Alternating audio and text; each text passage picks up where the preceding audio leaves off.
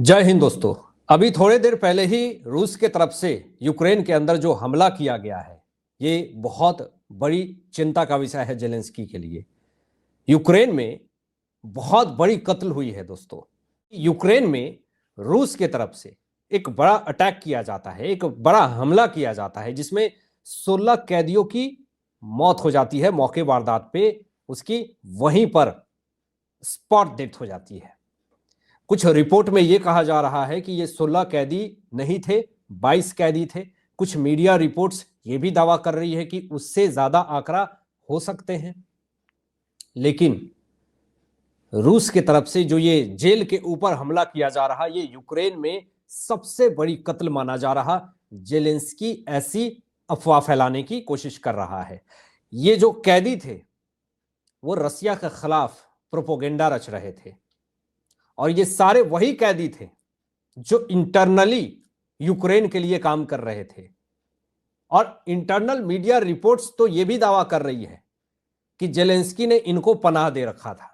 रूस के तरफ से जो जेल के ऊपर हमले किए गए, उसमें 35 लोग घायल भी हुए। जेल पूरी तरीके से नष्ट हो गया। आसपास के घरों को पूरी तरीके से नुकसान पहुंचा। यहां पे जेलेंस्की ने एक दावा यह किया कि जितने भी नागरिक हमारे मारे गए जेल में, उसको जानबूझ करके मारा गया है। यह आरोप लगाया गया जेलेंस्की की तरफ से पुतिन के ऊपर। दोस्तों, ये नागरिक समझते हैं जेलेंस्की जो भी कैदी में खत्म हुए, जिनकी जिंदगी खत्म हुई, ये जेलेंस्की के लिए नागरिक थे, वो कैदी नहीं थे, वो आरोपी नहीं थे। इससे तो यह साफ तौर पे पता चलता है कि क्या जेलेंस्की ने उन तमाम कैदियों को पाल पोस करके रखा था एक बड़े मिशन के लिए। बड़ी ज्यादा तकलीफ और चिंता हो रही है जेलेंस्की को कि कैसे जेल पे अटैक कर दिया रसिया ने। यही जेलेंस्की स्पाइडर वेब चलाता है, रसिया के अंदर घुसपैठिए ढूंढ करके निहत्थे लोगों की जिंदगी तबाह करता है। और आज भी एक बड़ा हमला किया है जेलेंस्की ने, जहां पे एक लोगों की जिंदगी खत्म होने की बात हो रही है।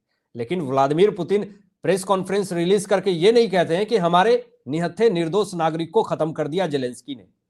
लेकिन 16 कैदी से 22 कैदी की जिंदगी खत्म होती है, उसमें जेलेंस्की प्रेस कॉन्फ्रेंस रिलीज करके क्यू में यह स्टेटमेंट जारी करता है कि रसिया ने हमारे नागरिकों को जानबूझ करके खत्म कर दिया। ये इसके लिए नागरिक थे, वो भी जेल में एक कैदी जो कि आरोपी है। दोस्तों, जेलेंस्की के साथ जो होने वाला था वो अब हो गया है। वो मैं आपको आगे वीडियो में बताऊंगा कि जेलेंस्की के साथ क्या होने वाला था। लेकिन उससे पहले जेलेंस्की ने एक ऐसे कानून पे हस्ताक्षर कर दिया है जिससे यूक्रेन की जनता जेलेंस्की के मुंह पे थूक रही है। और वो कानून जरा देखिए कि संसद की एक वेबसाइट के अनुसार जेलेंस्की ने एक कानून पर हस्ताक्षर कर दिया है दोस्तों, जिसके तहत 60 ईयर्स से अधिक आयु के यूक्रेनी नागरिक को मार्शल लॉ के दौरान स्वेच्छा से सेना में भर्ती होने की अनुमति दे दी है। इतना बेहाया और निर्लज्ज किस्म का जेलेंस्की निकलेगा, यह किसी ने सोचा नहीं था। अपने स्वार्थ के लिए मार्शल लॉ के द्वारा अगर लागू है यूक्रेन में, तो ये एक बिल पे हस्ताक्षर कर देता है, कानून पे हस्ताक्षर कर देता है कि कोई भी यूक्रेन में अगर 60 साल से ऊपर के नागरिक हैं, वो सेना में भर्ती ले सकते हैं, वो रसिया के खिलाफ युद्ध लड़ सकते हैं, वो अपने आप को खत्म कर सकते हैं, तबाह कर सकते हैं, अपने परिवार के लिए बलिदान दे सकते हैं। मतलब वो अपने अंतिम दौर में जी रहा है, वो 60 साल का वृद्धा इंसान उस कानून पे हस्ताक्षर करके अपनी मानसिकता दर्शा दी जेलेंस्की ने कि मेरी इतनी घटिया मानसिकता है कि मैं 60 साल के वृद्ध व्यक्ति का भी मिसयूज करूंगा, मैं शोषण करूंगा, मैं रसिया के खिलाफ मैदान में उतारूंगा। जेलेंस्की तो इतना नीचे गिर चुका है कि बच्चे को भी तैयार कर रहा है रसिया के खिलाफ। तो इसके साथ तो यही होना था। जब तुम ये हरकत करोगे, जब तुम 60 साल के वृद्धा व्यक्ति को भी मैदान में उतार दोगे और मौत के मुंह में ढकेल दोगे, तो तुम्हारे साथ तो यही होना था। अब जैसे ही इस कानून पे हस्ताक्षर किया जेलेंस्की ने, उसके बाद दोस्तों यही होना था जेलेंस्की के साथ जो हो गया। अब सुनिए क्या हुआ, खबर मैं आपको दिखा रहा हूं। पश्चिमी और यूक्रेनी अधिकारियों ने जेलेंस्की को हटाने पर गुप्त बैठक की है। यह रूस की खुफिया सेवा ने एक बड़ी जानकारी दी है दोस्तों। जेलेंस्की का यूक्रेन में तख्ता पलट हो रहा है और इसके आपको एक एक फैक्ट्स, एक एक सबूत दिखा रहा हूं कि किस तरीके से यूक्रेन में जेलेंस्की को हटाने के लिए गुप्त बैठकें चल रही हैं। जेलेंस्की के पास अब कोई रास्ता नहीं है। मार्शल लॉ जब से लागू हुआ उसके बाद तो ये शांति वार्ता पे हस्ताक्षर तक नहीं कर सकता है और ये सीज फायर की बात करता है।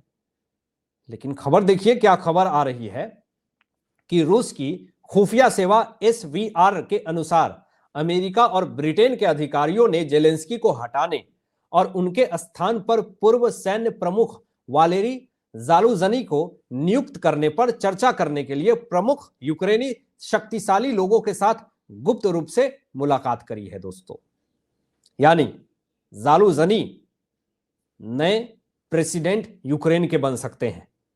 जब ये बात हवा की तरह फैली यूक्रेन में तो 90% यूक्रेनी खुशी से झूम उठे कि चलो इस आतंकी जेलेंस्की को झेलना नहीं पड़ेगा, इसकी विकृत मानसिकता को झेलना नहीं पड़ेगा, इसको जल्द से जल्द यूक्रेन से अलविदा करो और इसको कालकोठरी में डालो, क्योंकि इसने भ्रष्टाचार किए हैं। ये कर्ज इतना ज्यादा ले चुका है कि यूक्रेन फाइनेंशियली पूरी तरीके से वीक हो गया है। ये पोखर है, नदी है और समुद्र से चला है युद्ध लड़ने। अब देखिए आगे जो रणनीति बन रही है अमेरिका की तरफ से, इसकी जानकारी रूस की खुफिया सेवा ने पूरी तरीके से सामने ला करके रख दिया है। रूस की खुफिया सेवा SVR ने बताया कि अमेरिका और ब्रिटिश अधिकारियों ने अपने यूक्रेनी समकक्षों से कहा है कि वे जालुजनी को राष्ट्रपति बनाना चाहते हैं। इस पे सहमति जता दी गई है। और मैं किस लिए ये पूरे दावे के साथ, पुष्टि के साथ ये बात कह रहा हूं, आप जरा देखिए इस खबर को। रूस की खुफिया सेवा एजेंसी के अनुसार इस बात पर सहमत हुए हैं कि यही सही समय है कि जेलेंस्की को बदल दिया जाए।